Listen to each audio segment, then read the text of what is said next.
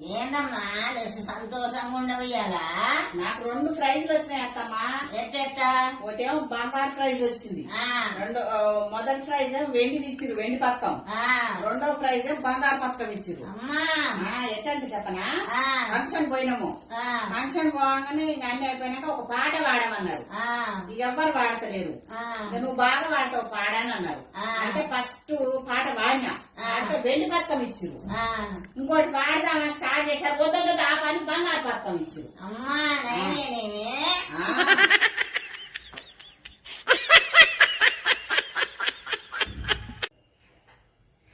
చుట్టాలు వస్తారట ఇవాళ, వంట చెయ్యమ్మా.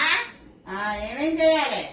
ఏదో వంటలు, ఇంత కూరలు మంచిగా, కూర అన్నము ఏదో బిర్యానీ అన్ని వంటలు మంచిగా చేసి పెట్టాం. వాళ్ళు వస్తారట, గాయాలమ్మో పుల్లమ్మో వస్తా అన్నారు. ఎల్లమ్మ మల్లమ్మ వాళ్ళ నెంబర్లు అయితే నా కాడు ఉన్నాయిలే. సరే సరే, నువ్వైతే పో.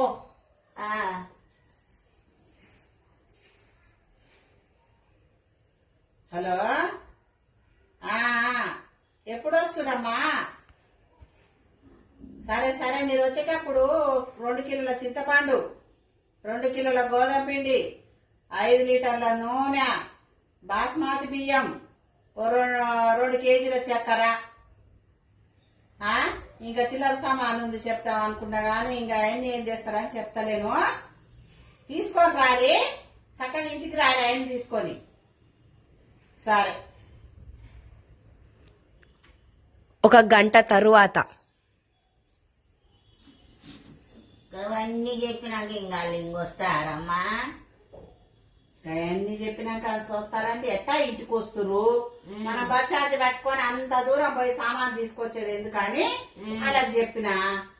వాళ్ళు వస్తారు, వాళ్ళు రావద్దనే చెప్పిన.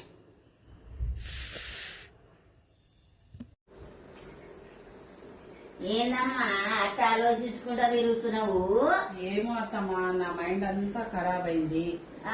నేను డిప్రెషన్ లోకి పోతున్నా. ఏడి పోవద్దమ్మా, ఇంట్లో నుంచి బయటికి వెళ్తే మర్యాద ఉండవు. నువ్వు ఇంట్లోనే ఉండాలి.